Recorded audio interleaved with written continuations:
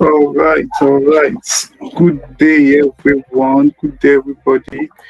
Welcome to another session of AWS User Study Group.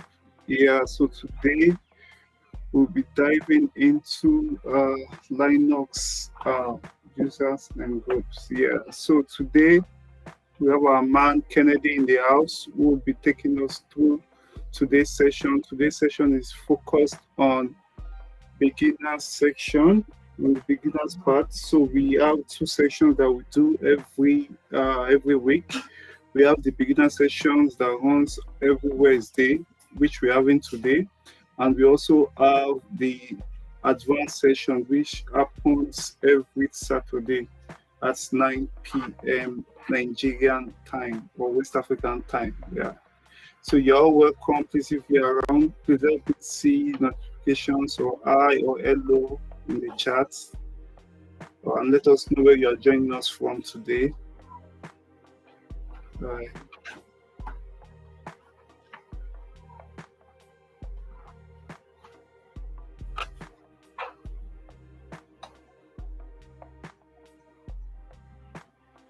Right, I'm still waiting for guys to join before we dive into today's session.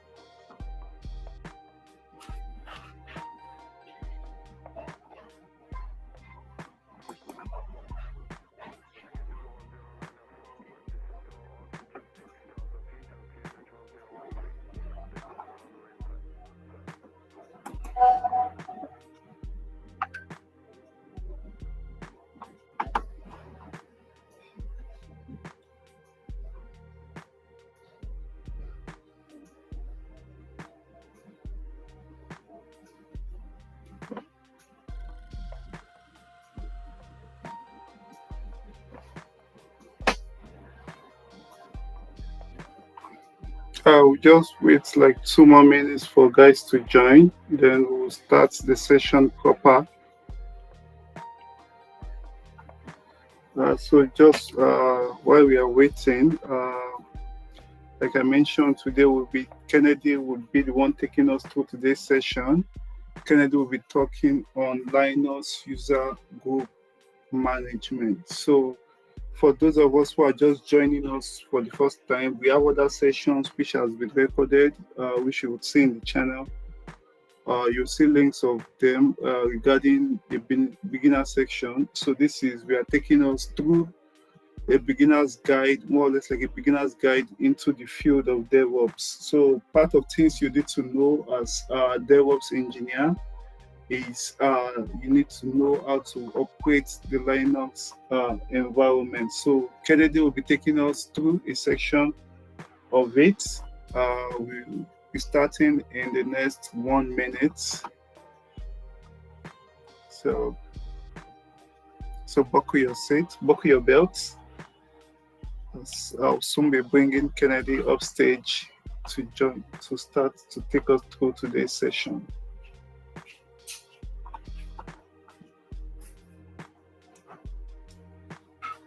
All right. All right. All right.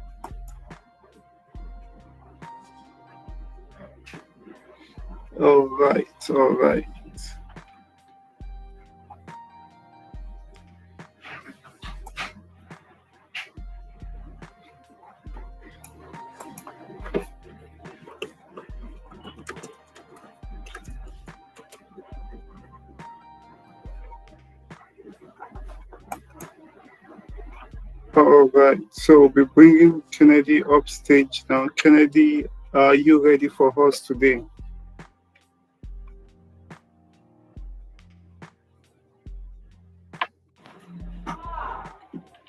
Kennedy, are you ready? Great. Yes, I mean, I am. Great. So the floor is yours. I will be going backstage while you take us through what you have for us today. All right. Over to you, Kennedy. Okay. Thank you, Simi. All right. Hello, guys. So, yeah, my name is Kennedy. I work as a DevOps engineer. So, this evening, we'll be looking into one of a very important aspects of Linux management. So, we'll be looking at the topic Linux user and group, how to manage user control, the action that user can take, and all that. So I'm going to get my slide up. Simi, can you help me with that?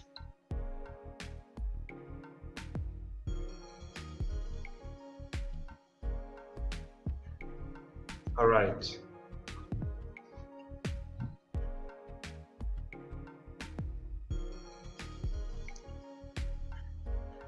Okay.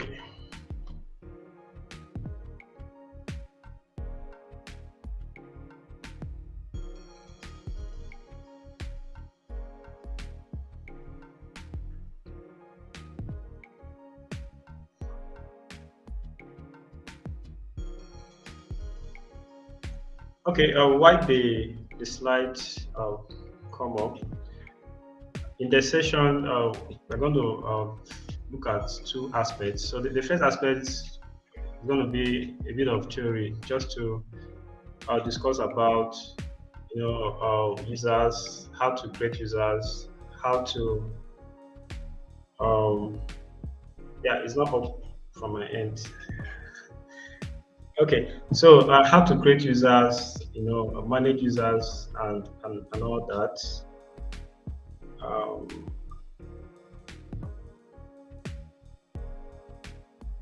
just 1 minute.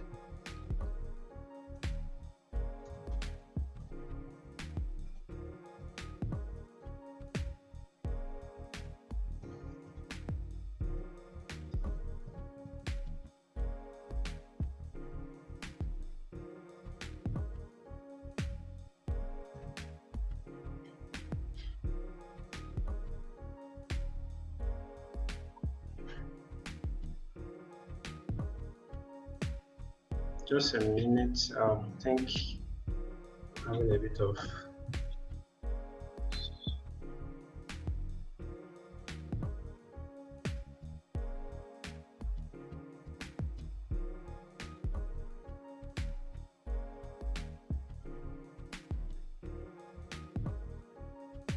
Okay. All right. It's fine. So we're going to look at user and group management. Simi, next slide, please.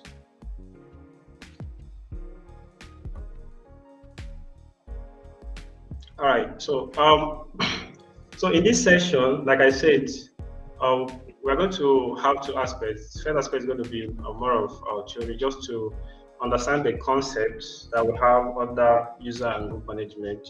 So, when you're working in a system whereby, a number of people are working on the system, you have a number of processes, right, running the system. It's very important to organize the whole stuff, because if everything is not well organized, it means that the system will be prone to a lot of security issues. So user and group management is very important, right? Anytime you're talking about Linux administration. So as a DevOps engineer, you should be able to create users and manipulate users in terms of deciding the kind of activities that a particular user can take care of. So by the end of this session, we have a clear understanding of how to create, modify, manage user accounts and groups, and also we have a better understanding of how to control file permissions using the concept that we're going to learn. Next slide, please.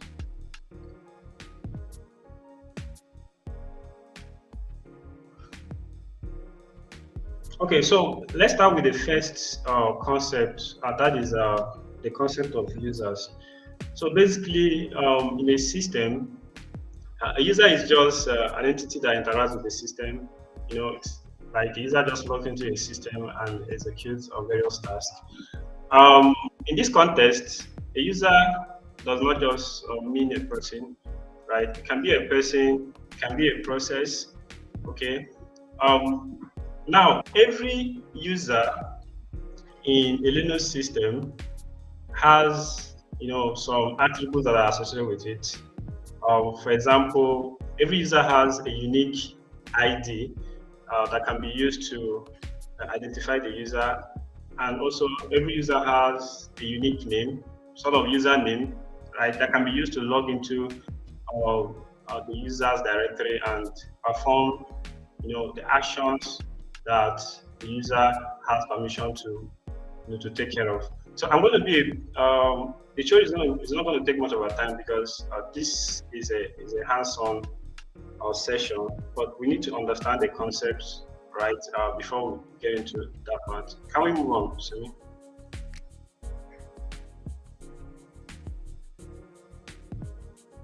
Okay, so these are the attributes that a user has. So a user has a username, which I said is unique. A user has a user ID, a UID. I'll show you that when I get into the command line aspect of it during demo time. So the user with ID 0, the ID 0 is a reserved ID for the a super user. So what it means is that, you know, the users, the super user, that is the root user, has user ID of 0, right? Other users can have other IDs like ID1, right? So when you create the user, automatically an ID will be assigned to the user. Then the user has a home directory. Let's just take this as, let's say you have a system whereby multiple people are working on the system, and let's say you want to segregate or separate, or create different directories that they're going to work with. So every user has a home directory where all the files, right, and settings that the user will work with, where they are saved. Then again, every user has a default shell, right? It can be a bash or sh. All right, let's move on to me.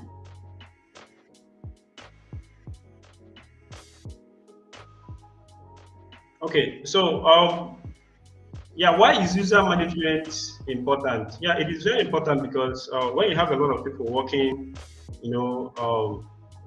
working in a system, you need to know who, maybe the last person that logged into a system. You need to, understand or monitor the activity, because imagine something goes wrong within the system. You need to be able to trace to see, the last person that entered that logged into the system. So I'll give you an instance. There was a time I was working on a project that was a remote internship. So in that internship, a lot of project teams happened to be part of the internship, and we are given just a single server to work with. So all the DevOps guys from all the groups, right, we log into the same server and deploy, the application for the various groups. So as a matter of fact, because of the load, so sometimes the server will crash. So in order to figure out maybe the last set of activities that happened, we log into the server, and then we're able to discover that, oh, this particular person was the last person that entered into the server, and then we're able to, ask some questions, and then the individual was able to open up that, he tried to set up NGS and then messed up some stuff there. So that was how the issue was resolved. So when we use different users, right, it makes the individual to be accountable for whatever action that they perform in the system. Okay, so now it also enables controlled access to resources based on user privilege, because different users, obviously, we have different privileges, right, or permissions, depending on what the user is, the kind of action the user is required to perform, right? Yeah, we'll talk about that better on later. Then environment security is very important, because when you have different users in a way you have organized the system, right, it makes the system to be a bit more secure than when everything is just disorganized and organized. Then it enables the ease of resource sharing. So authorized users can log into the system and share files, right? And share files from one user home directory to another user home directory and others. Can we move ahead?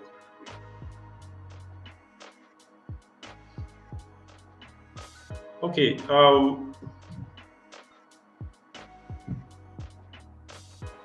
So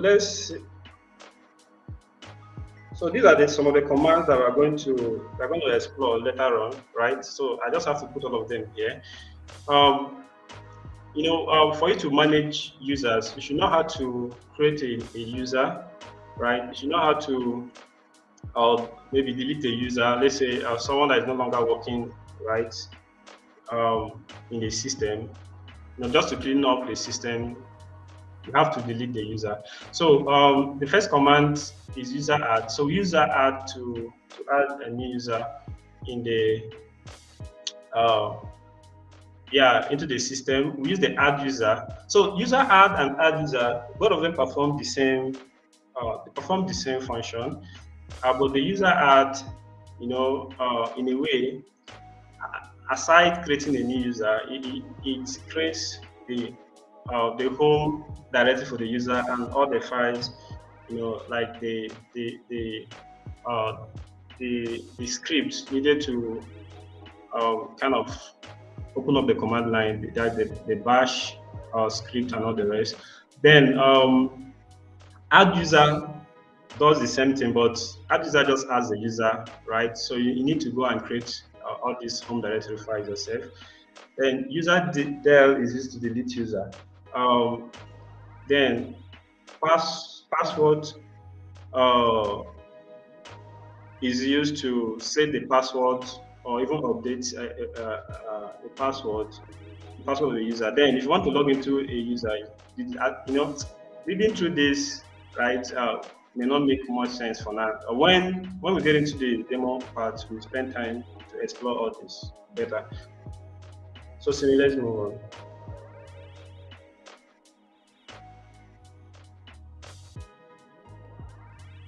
Okay, so now the next thing we are going to look into is about groups.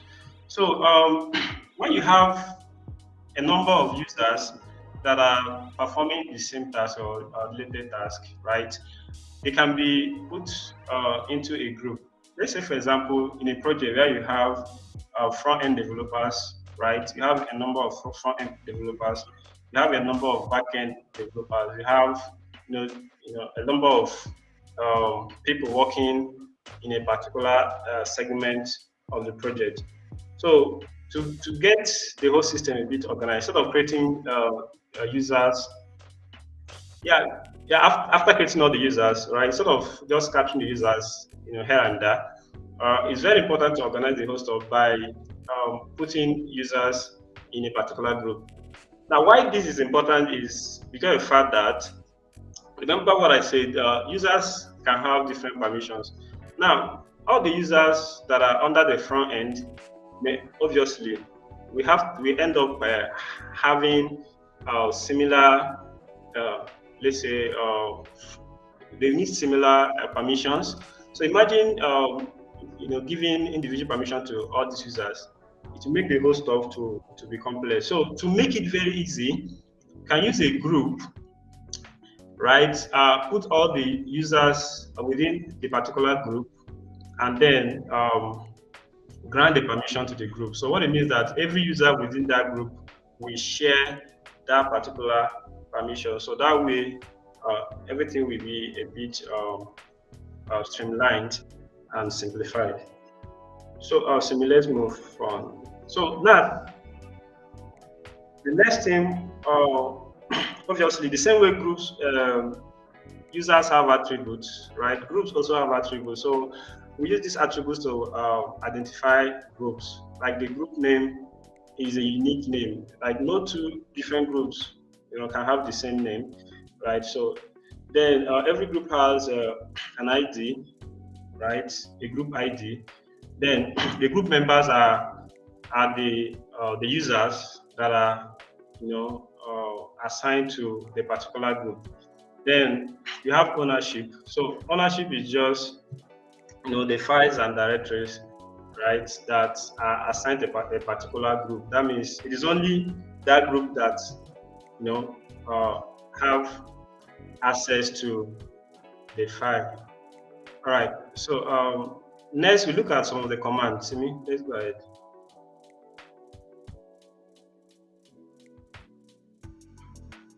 Okay, so these are some of the commands we're going to explore during the demo part, like creating a new group, deleting a group, modifying group attributes, and adding a user to a group. So these are important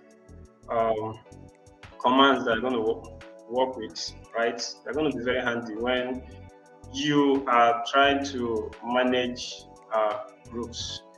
Okay, next slide, please.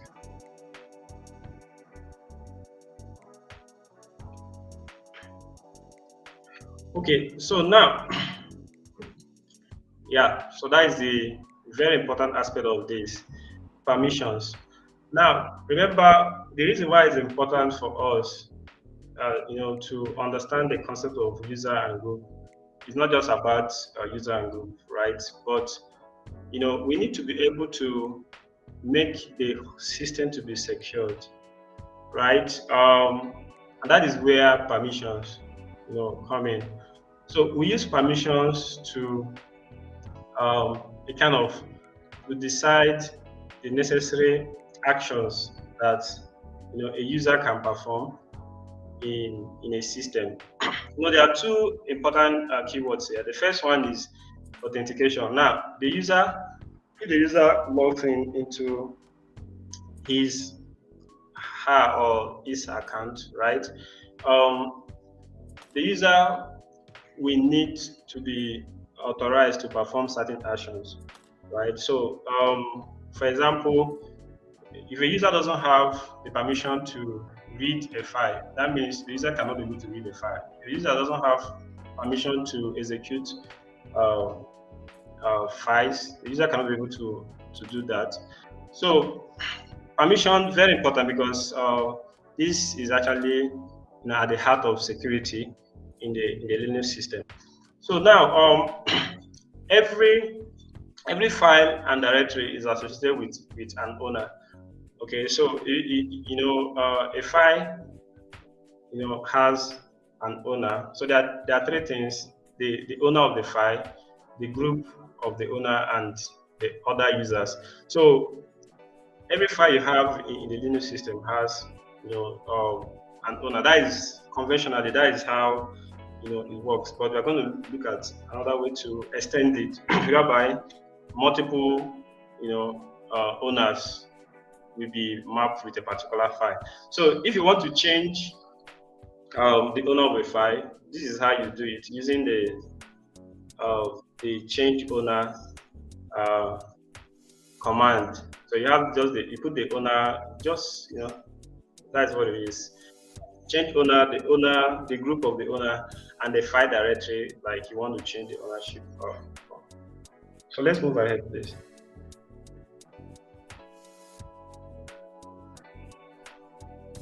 Okay, very important. We need to understand how to control permissions. Like I said, there are three levels of permissions that common levels of permission that we have: the read permission, right? The write permission, and the execute permission. So I know a number of us must have tried using something like chmod plus X. Then when you're trying to run a bash script, chmod 400 and all that. So it's very important we understand the figures that we use in the chmod, right? Because it is very important, so I will not be using those figures anyhow, right? So now there are three key stuff that we're going to discuss about here: the read, the write, and the execute. So the read is assigned the numerical value of 4, right? Write is assigned numerical value of 2. Then execute has 1. So now you can combine these three levels of permission, right? To get a combination of the permission. For example, if you want to get a permission for reading and writing, it has to be a combination of 4 and 2, and that will give 6, right? So if you want the combination of all of them, read, write, and execute, you're going to add 4, 2, and 1. That will give you 7. So when you use chmod 400, it means that you are just granting only a read permission, right, to the owner of that file. The owner. Remember what I said? Every file has an owner. All right. So if you use chmod 700, it means that you are actually giving the owner of the file the owner assigned to that file, you're giving the owner all the 3 levels of permission. That is, the owner can be able to read that file. Remember what I said, a user can either be a person, can also be a process. Now, if it's a person, it can be controlled. But if it's a process, and the process has all this, right? It means that the process can be able to do these 3 things. The process can be able to read the file, can be able to edit the file. Obviously, it's not every file that we want to be a user to be able to edit, because there are some files that once you edit them, the whole system will crash. Like, it will take a lot of work to bring the system up again, right? Okay, so so that is that. Yeah, I know I'm a bit fast because of the fact that I want us to spend real time looking at the demo. But if you have any question, right, at any point, please just put it in the chat. We're going to take care of the questions towards the end of the presentation. All right, Simi, let's go ahead.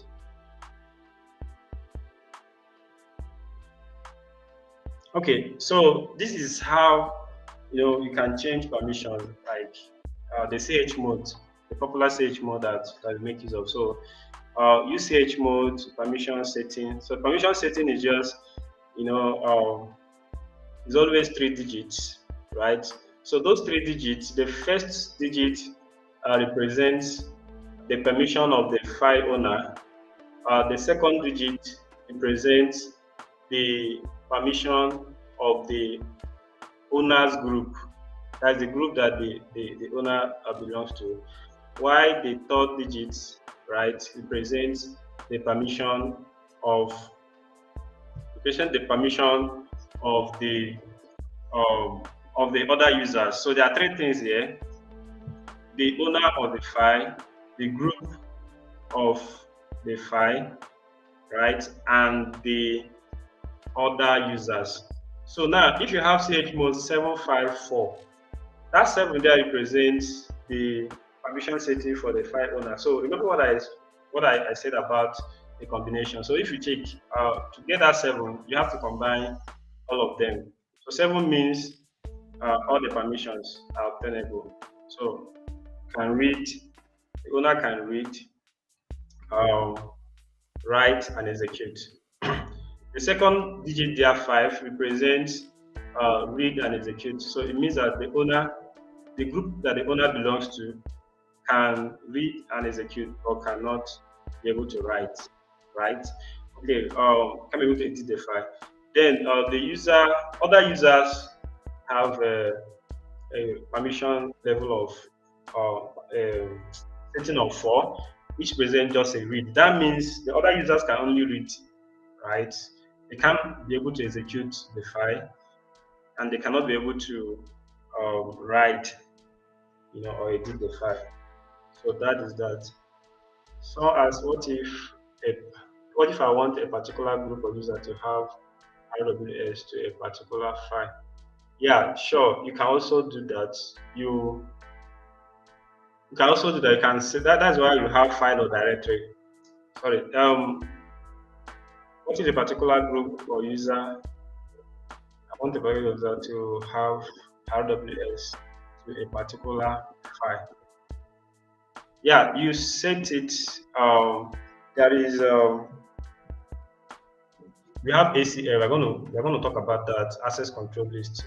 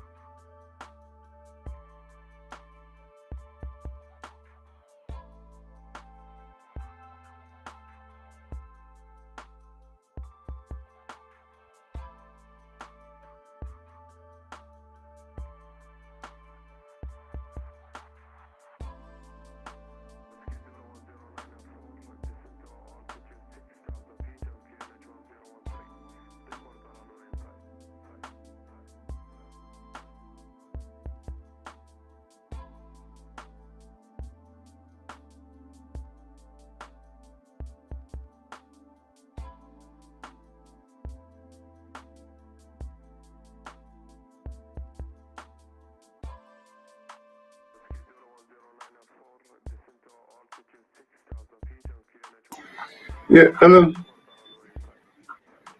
Yeah, it seems Kennedy is having a bit of network issue. Yeah, hello.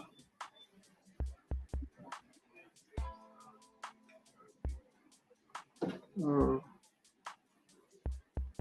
let's just give him a couple of minutes. He should be back up online.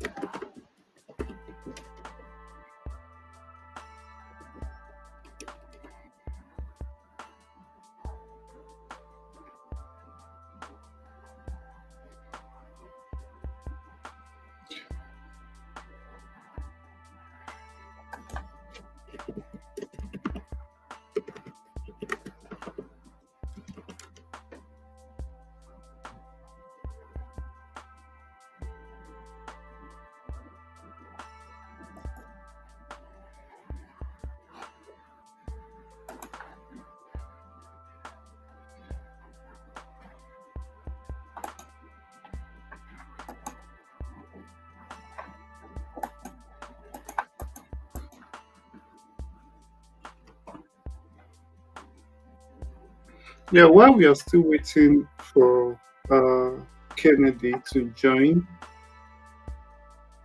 back the chat, seems he's having a bit of network issues.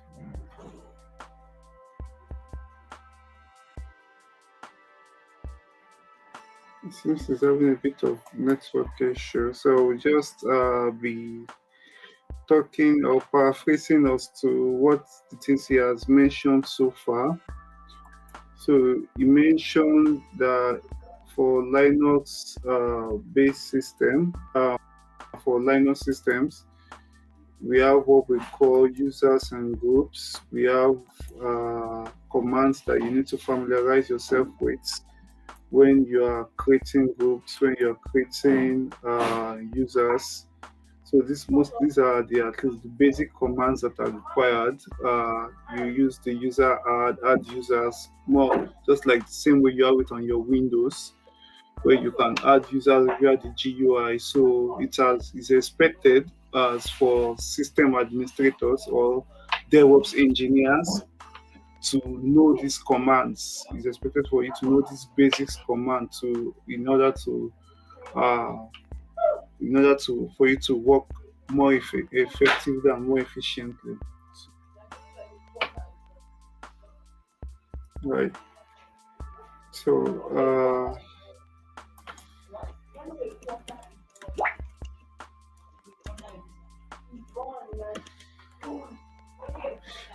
also he did also mention that we have in terms of groups that groups is so just like the name a group is a collection of users. So you can have your user grouped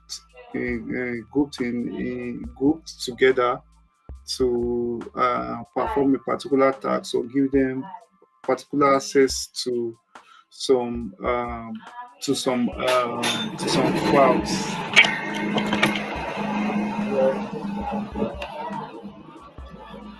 So he also mentioned that we have another thing we mentioned also regarding the group attribute. So for every just same way with for every user attribute, we have user IDs. We also have group IDs. Also, so the group IDs are generic identifiers that is assigned to a group during creation. Uh, yeah. So another thing we also mentioned is regarding the commands that you need to add users, to create users to a group.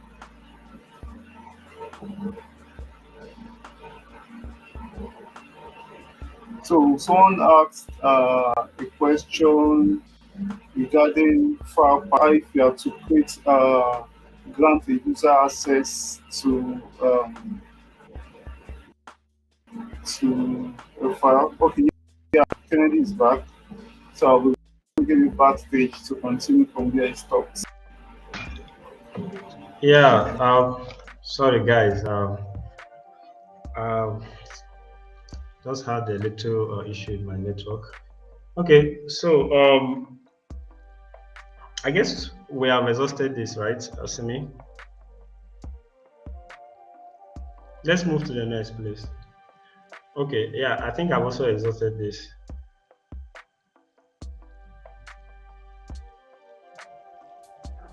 All right, thank you. Okay, so another aspect that is very important is the pseudo and privilege escalation. So obviously, it's very important for us to understand that you know there's a particular user that is called the root user that has privilege to do everything, right? Can be able to perform, actions with the privilege of other users and more. There's more to that. So basically, create when you create a server like this, right, you will not like to expose it to or expose the processes uh, to the root user, like having the root user privileges, because that can cause more harm than good. So basically, you can create a user, right, and then add the user to a sudo, make a user a sudo. So sudoers, happen to be users that can be able to um, perform, you know, perform actions with high level of privilege, right? So, but you have to be very careful the way you use the pseudo privilege. Make sure you grant the privilege to a user or process that actually needs it. So, yeah, because it can be a level of can be a form of attack surface, like if it gets into the wrong hands, right? It means that the user can be able to do anything. So if you want to add a user or a group to a sudoers list, so you just do that by updating the sudoers as file that is in the etc directory. So that is just this is how you do it. So just update the file with the username and these four us. So the four us, the first one represents the host IP. So the all there means that it suggests that uh, it's going to this particular user can perform the pseudo action, right? Can perform the privilege action, right? For all IP, like host IP, like then the second all that we have there points to the user. Like, yeah, remember when you have a pseudo privilege, you can perform actions with the privilege of other users. So that means uh, can perform privilege of all the other users, right? Then the the third all points to the group, so all the groups. Now the last all represents commands, so like all commands. So here you're just saying uh, that this particular user will have the privilege to do this perform actions you know for all host IP, all user, all groups, and all commands. So that is that. So if you want to add a group um, name, if you want to add a group, just add a percentage in front of the name. Because if you don't add any percentage, if you don't add this percentage character here, it's going to interpret it as a user. So that is that. So let's move on, please.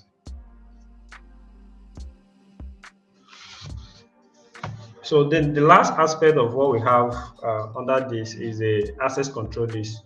So remember what I said about user having being the owner of a particular file, right? So that in a way that's how it works, like conventionally. But the access control list in a way helps to extend that basic permission model. So like this control list can allow us to define a list of users and their permissions for a file. So with the access control list, you can have a number of users, right, owning a particular file or directory. So this is how you populate the ACL by using the command set file ACL the dash M there represent modify. Then you have the username and the permission. So in this case, you are not using numbers for the permission. You are using the actual permission notation, like use R for read, use X for execute, and then use W for write. So if the permission that I want to grant this user is read and execute, to use ROS. So if it is all of them, use RWS and then define name. So you can also set ACL for directory. It's just the same command, but you just have to add D in front of the use to show that you are doing that for a directory. If you want to view all the ACLs, use get file ACL, then the name of the file. Okay. Next slide, please.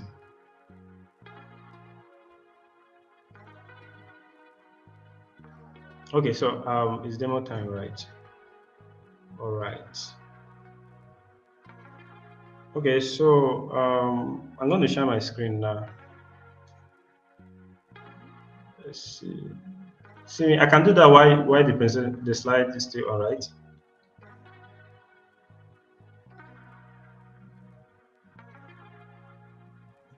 See me, is it possible?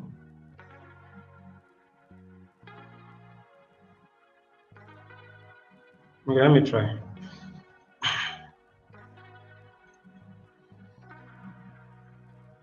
So I'm going to share my screen. Okay.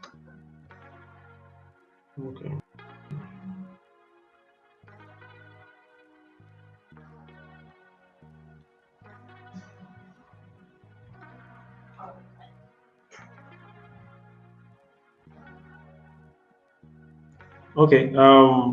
I need to confirm that you can see my screen.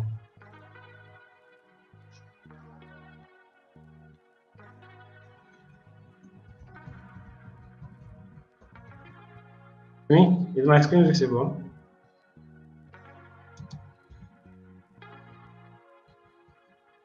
Anybody can respond.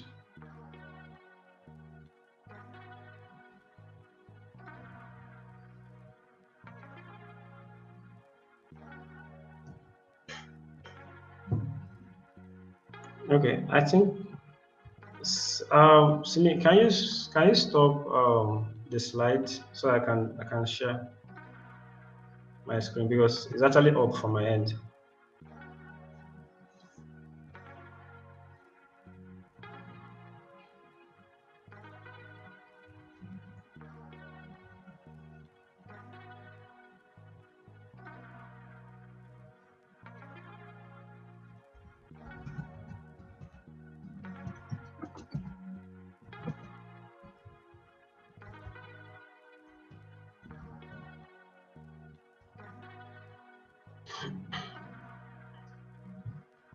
Okay.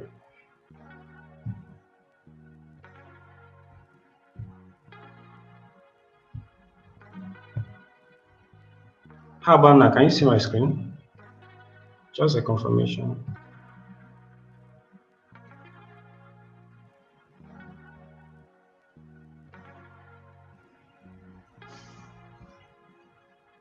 Wow.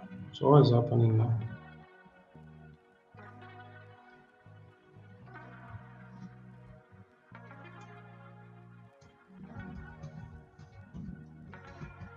A few minutes, guys.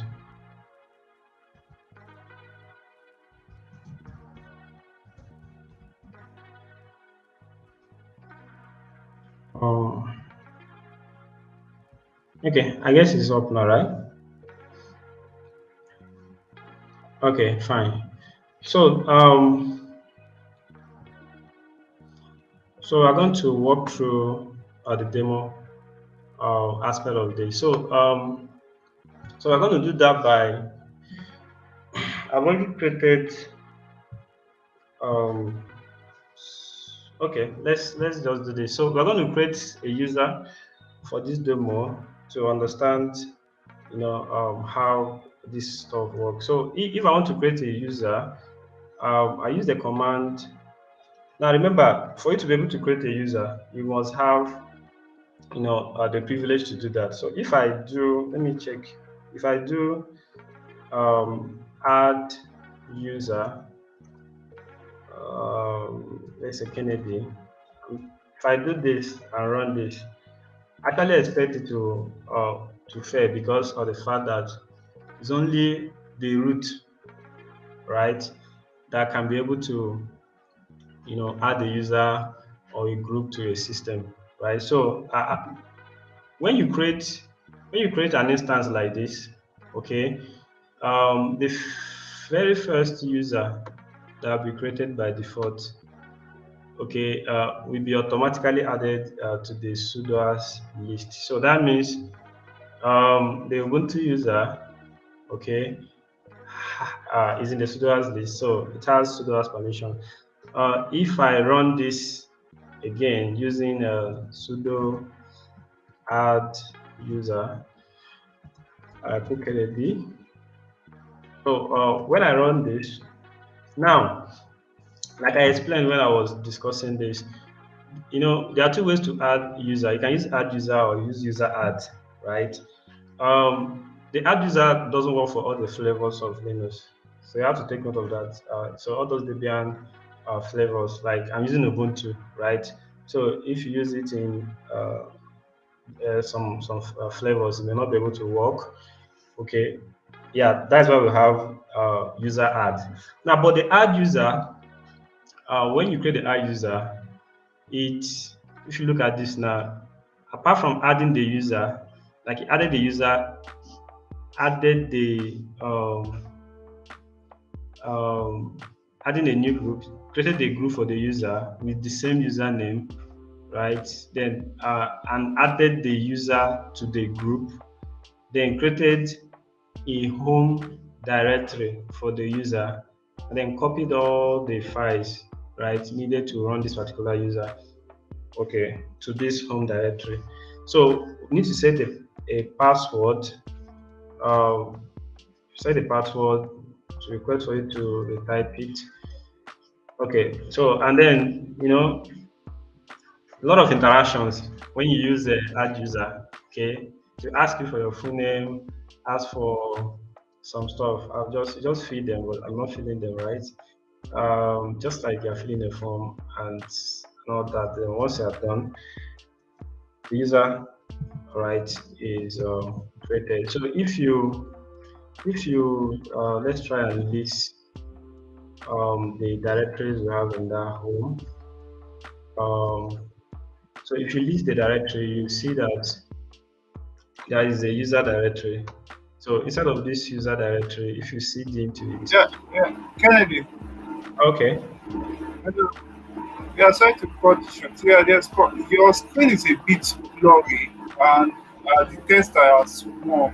Is there a oh way you could increase the text font so we could yeah, see? And yeah, also, we need to yeah, speed up because we are almost running out of time. yeah, sure. Okay, let me do that. Okay, how about now? Better, Oh, better. okay, awesome. Okay, okay, so fine. So that is that. So that's how you create. That's how you create a user. Okay. So let me clear this. So now we have a user Kennedy. So we can add, can create multiple users, and all that. So that is that. Now want to create, if you want to create, okay, let's say I want to log into the user that I created. So I'll use the command su right dash with the name of the user. So I created user Kennedy. So this command is used to log into the user. So if you enter, it's a request for the password that you created for this particular user. So just enter the password, and then you see the user has changed. Initially it was Ubuntu, so I'm now inside of Kennedy as a user. Okay, so inside of Kennedy there is no, I don't have anything actually, right? So let's see. Okay, so that is that. So now let's create a file and then talk about the permission, because that is very important to us.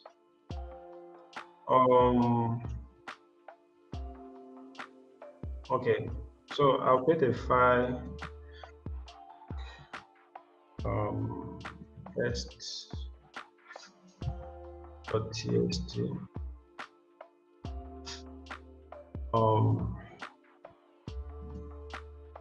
Yes.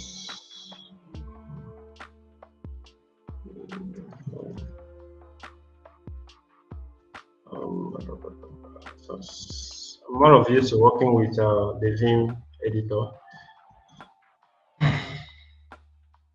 So I'll just add something to this guy.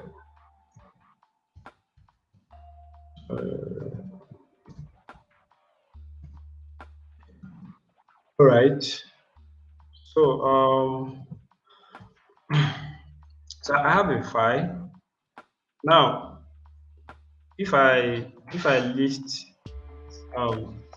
what I have in this directory, I have just a file. So if you look at this file now, when I did ls, it just brought out the file. Okay, so if I want to see the permission that this file has, right? If I do ls dash a and then the name of the file. Sorry, I just ls dash a. So if I do this brought out all the files. Yeah, because these guys were created immediately. I created Kennedy user, so you have this. So the dot made them to be invisible, right? So if I want to see the permissions, I'll add L, right? You have to bring everything out. So if you look at this, you see all the levels of the permission levels that we have here. So we just play around this, change permissions, and so that you understand what we're talking about. So if you look at this, the first letter here is D, right? So that suggests that this is the directory. So obviously that is Kennedy. Then you have another directory root. Then the one that has, if you start with a dash, it means that it's a file. So this is a file, right? Likewise others. So now, in terms of permission, if you look at this, you see that we have, if you check this stuff, we have 9 of them, right? So this is the first 3, like I explained, represents the owner's permission.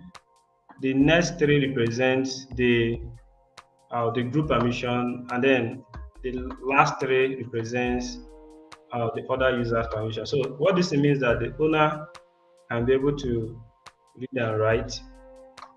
Okay. Then what this means that the group that this owner belongs to, because this owner belongs to Kennedy Group. Remember, this is the name of the owner. Why this is the name of the group, right? So and this is the user ID. So now look at this. This suggests that the group, all the users in this particular group can be able to, in the Kennedy's group, can only be able to read. They cannot write and they cannot execute. Then every other user can be able to to just read. So that means this guy is going to be read write. That is 4 against 2. That is 6. So you're going to have this. The permission level of this is 6. The permission level of this is 4. Permission level of this is 4. So we have 6, 4, 4. So that is just what it is. So now let's say I want to, the one I created has permission of read write for the owner. Same read and write for the group, and then any other user can just read. So if I want to, change the permission of this guy, let's say I do ch mode. Let's see what will happen. If I do ch mode 400, for example, I do test.txt. So this, let me check this again. So if I check this again, you notice that the permission has changed. Initially, this was the permission level that we have. But if you look at this now, we have just read. Why do you have only read? You have only read because from what we did here, right? 4 represents just a read, okay, permission, and then there is no permission for the group. There is no permission for the other users. So that is why you have dash dash, and dash dash for this. So that is what it is. Okay, so now that's about permission. Now, if I want to, let's say, if I want to perform an action that involves sudo, right? Under this, okay, let me get app get update. If I run this now, if I run app get update, you will see that it didn't work out, right? Because there are some facts. Hello, Kennedy. Okay. Yeah, sorry to cut you short. There is a couple of questions, and also to mention that our time is up. Probably might just need to speed up to round up in the next 3 to 4 minutes. So I'll just bring that question to the screen now. There was a question I saw. Someone was asking this. Question is showing in the chat. Okay. Who exactly are the others? Yeah, sure. So when you say others, in this case now others refer to other users, right? Remember, there are multiple users in the system. Okay, so and the file belongs to a particular user based on how the assignment happens conventionally. Unless you add to the ACL, that's when you have multiple owners. Like, but for now, we have just a single owner for a file. So the other users, right, are the others. Remember what I say: users can be a person, user can be people, users can be processes. So I think I can be able to round up in 2 minutes. Yeah. So I'm picking some of the commands, not all of them. Okay. All right. So fine. Now, if you look at this cannot be able to run because of these files, right? Based on permission setting. So if I also try to use sudo,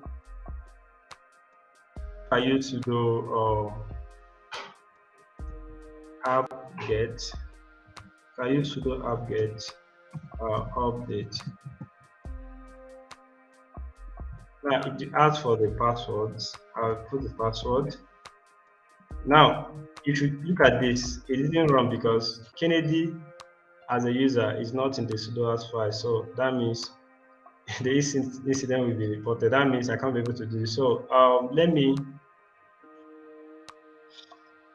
quickly add Kennedy to the, so I can't be able to do that from here, because for you to be able to add to the sudo list, you have to do that from a user that already has a sudo permission. or the root user. So let me quickly do this so that we can round up in a minute time. So if I do sudo vi sudo, so this command can be used to update the sudoers file. So this is a sudoers file. Now remember, this file is a very important file, so we don't just update it anyhow. So these are the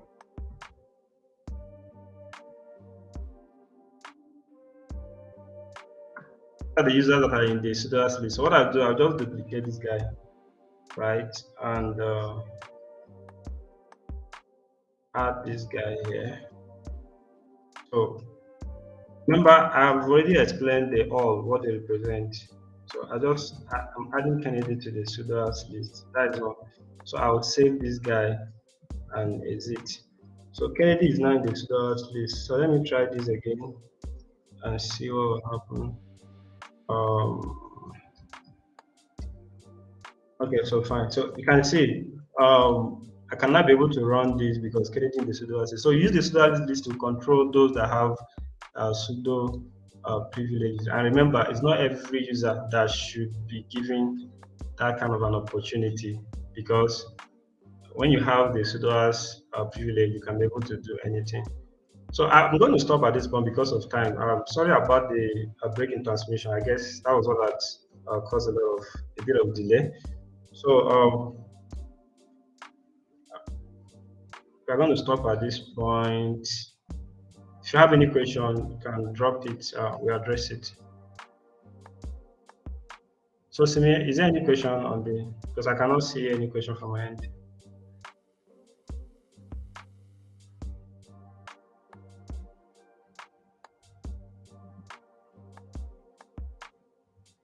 Simi, can you hear me?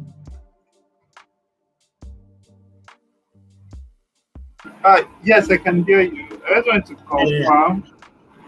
Okay. There's no more question. That's just the last question I could see. Okay. So that is fine. If the slide can be shared, with the group, so that they can try out the commands that we have in the slide, that would be very helpful.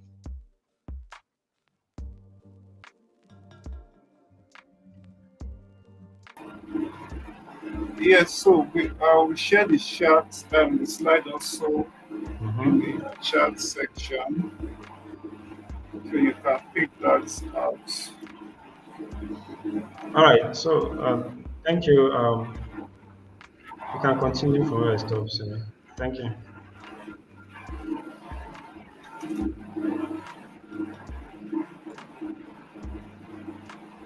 All right. Thank you, Kennedy, for a wonderful session, and thank you for everyone that joined. It's really it has really been an interesting and insightful one. Kennedy, thank you, and also thank you for the feedback. So please, if you have further feedbacks that you would like to give us or would like to us to, and ways we can improve, please do share them in the feedback form that is shared in the chat section. And also the link to the slide which Kennedy used has also been shared in the chat section. Till when we come your way again. So we just to mention, we are a subset of the AWS West Africa user group. So this is AWS DevOps study group, and we have our sessions by Wednesdays and uh, Saturdays respectively. Wednesdays is by 8 p.m. Nigerian time or West African time, and also by Saturday by 9 p.m. respectively. So thank you, and to have a wonderful day. Bye.